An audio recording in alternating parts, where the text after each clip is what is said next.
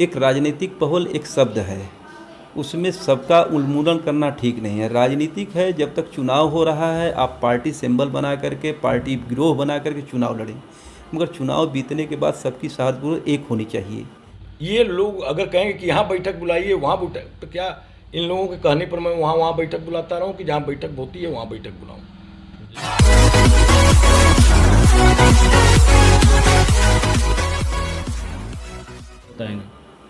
देखिए, छोटी पंचायत है, देश की सबसे छोटी पंचायत यहाँ से शुरू होती है और बड़ी पंचायत दिल्ली तक जाती है।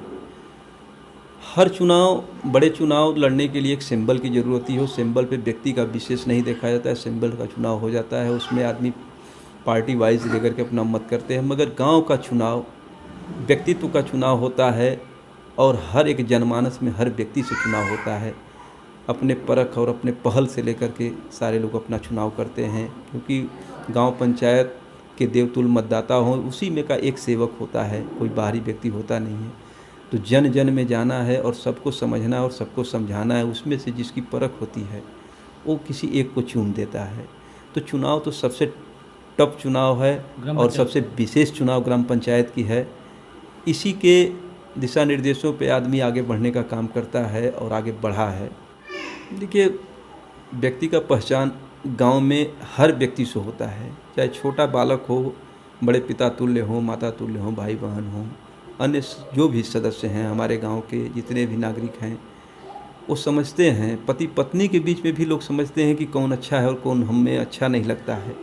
इसकी चुनाव आपस में भी बांट दिए जाते हैं।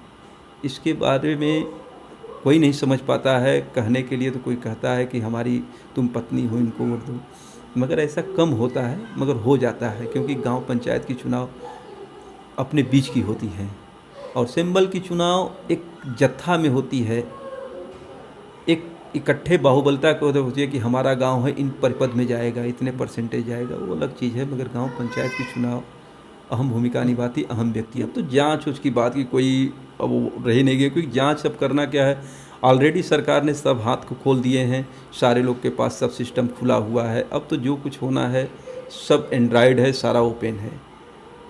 दूसरी चीज़ कि ग्राम पंचायत चुनाव सरकार जिस दिन हम लोग चुनाव जीतते हैं, सरकार के ही फंड से, हमारे गांव सभा के फंड में पैसे आते हैं, चाहे जितना पैसा आता है।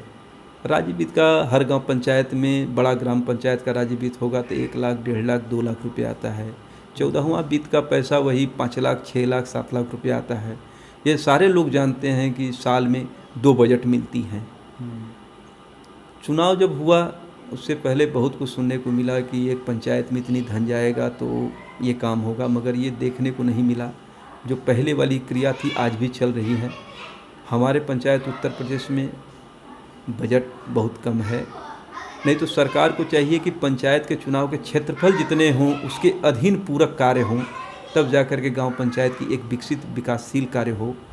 मगर हम लोग मजबूर हैं, क्योंकि इसमें हम लोग कई एंगल से जुड़े हुए हैं। ऐसा है कि हमारे गांव में 1976 में भूमि का गरीबों में कुछ आवंटन हुआ आवासी। इसके बाद वो परिवार बढ़ते गए, उनके बच्चे हुए। उस भूमि में इतना लोग हो गए कि उनके रहने की जगह नहीं है। ये कोरोना काल में बाहर से लोग कमा धमा के आए तो दबाव बना कि नहीं प्रधान जी इन लोगों को आवंटन कीजिए। गांव में कुछ व्यक्ति जो ये आवंटन का विरोध कर रहे हैं, ये अवैध कब्जेधारी हैं जी। इनको बार बार एप्लीकेशन देकर कब्जा हटाने की बात कही जा रही थी जी। इसके कारण ये लोगों को बरगला करके ये आवंटन का तमाम तरह का आरोप लगवा रहे हैं जी। किसी भी आवंटी से ये प्रमाणित करा दें जी। जिसको आवंटन लिस्ट में नाम है कि मैं पैसा लिया हूँ जी, तो जो सज़ा मुझे मिलनी चाहिए वो मिले जी। मैं किसी से पैसा कोई नहीं मांगा, लिस्ट बनाई। अगर इन लोगों को ये लगता है कि कोई गरीब व्यक्ति छूट गया है तो ये अपनी बात रखें, उनको भी उतना ही जमीन आवंटित की जाएगी जितना सब लोगों की जा रही है। जो जमीन है उसी में सबको गरीबों को दिया जाएगा। मैं अपने घर से कोई जमीन नहीं दे रहा हूँ जी, सरकार उनका हक है, गरीबों का हक है। बेचारे रोड पर सो रहे हैं, बाहर सो रहे हैं जी।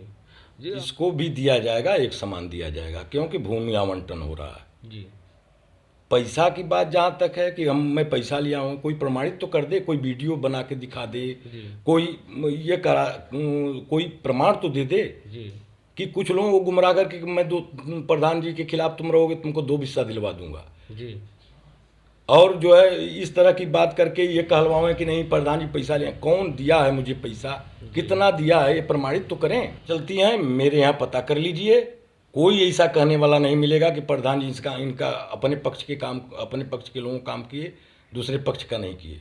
अभी ये लोग तो कह रहे थे कि बैठक नहीं बुलाए, बैठक भी इन लोगों के वो एप्लीकेशन के बाद मैं गांव सभा की बैठक बुला दिया, जी बैठक भी करा दिया। जी अब ये बताइए, अगर मुझे कोई चोरी करनी थी तो बैठक क्यों बुलाया? जी मुझे कोई छिपाना है तो ये लोग अगर कहेंगे कि यहाँ बैठक बुलाइए, वहाँ बैठक, तो क्या इन लोगों के कहने पर मैं वहाँ बैठक बुलाता रहूँ कि जहाँ बैठक होती है वहाँ बैठक बुलाऊँ? जी तो ऐसा कुछ नहीं है, सब पारदर्शिता है, जो चाहे चेक कर सकता है, देख सकता है। जी आवंटन अगर सही हो रहा हो तो हो जाए। जी इन लोग तो कहते हैं कि हम लोग आवंटन होने ही नहीं देंगे, जी किसी गरीब को आवंटन होने ही नहीं देंगे, क्योंकि हम तो 67 का लाभ, 122B का लाभ लेकर के तमाम जगह अपने जमीन कब्जा कर लिए। प्रधान क्या कर लिया? इस तरह की बात आ रही है। 122B का लाभ लेकर के ऐसे लोग जमीन कब्जा कर चुके हैं। हाँ। ये आप कैसे कह रहे हैं?